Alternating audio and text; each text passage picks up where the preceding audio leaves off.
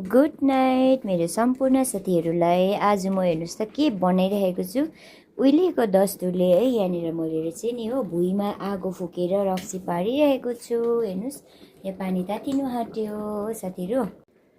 मैले चाहिँ भुइँमा किन आगो फुकेको भन्दाखेरि चाहिँ यहाँ माथि चाहिँ अब यत्रो अग्लो भाँडा राख्दाखेरि चाहिँ माथिको टप भाँडा झन् माथि हुन्छ होइन। अन्त म पानीहरू निकाल्नु हाल्नु सक्दिनँ, त्यसले गर्दा चाहिँ भुइँमा फुकेर बनाउँदैछु। हेर्नुहोस् यहाँ माथि पनि मैले यही डगहरूको लागि मासुहरू बनाइरहेको छु है।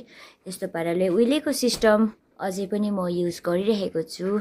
र तल घरमा एकदमै मैला हुन्छ हो। हामी खाना पकाएर खाने किचनमा चाहिँ यसरी डगहरूको पनि ढुक्कै नै बनाउँछ होइन। तर बेला बेला मेरो यहाँ काम पर्दा चाहिँ म यतैनिर गर्छु बसिरहेको। हेर्नुहोस् है साथीहरू, यत्रो अग्लो भाँडा छ होइन, त्यो माथिबाट पनि यो डल्ले छ है।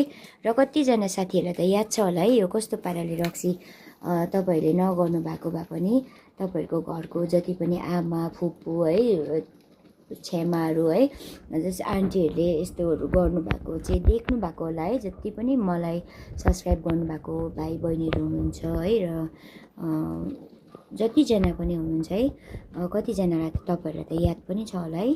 कति धेरै हदसम्म त याद पनि होला है। रक्सी चाहिँ यसरी पार्छ र मैले फुल भिडियो गरेर तपाईँहरूको अगाडि ल्याउनु खोजेको थिएँ होइन। मेरो फोनले सपोर्ट गरेन र यो पानी चाहिँ जस्तो तातिन्छ नि यतानिर फ्याँक्नुपर्छ है, पाइपले निकालेर फ्याँक्नुपर्छ। पाइपहरू म यहाँ सबै रेडी राखेको छु। यो यता चाहिँ मेरो पुरानो किचन हो। यहाँ चाहिँ म मासुहरू सुकाउनु पऱ्यो भने यहाँ आउँछु। हेर्नुहोस् त भाँडमा दाउरेर पनि एकदम रेडी छ है। र म बेसी हिँड्नु परेकोले गर्दाखेरि अहिले चुलाहरू राम्रो सफा गर्नु सकेको छैन र दुईजना भाइहरूको हातमा छ है, उनीहरूले त्यति राम्रो जान्दैन र अब अहिले म खाली पनि छुइनँ।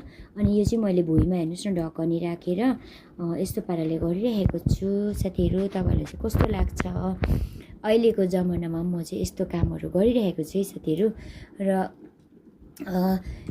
यो भाँडाभित्र एउटा भाँडा छ, त्यो भाँडा मुनि एउटा यसरी नै ओदान जस्तो राखेको हुन्छ है। मैले फुल भिडियो गर्नै सकिनँ है साथीहरू। लस् लामो भयो यो भिडियो चाहिँ, र पनि तपाईँले फुलै हेरिदिनुहोस् लस् साथीहरू।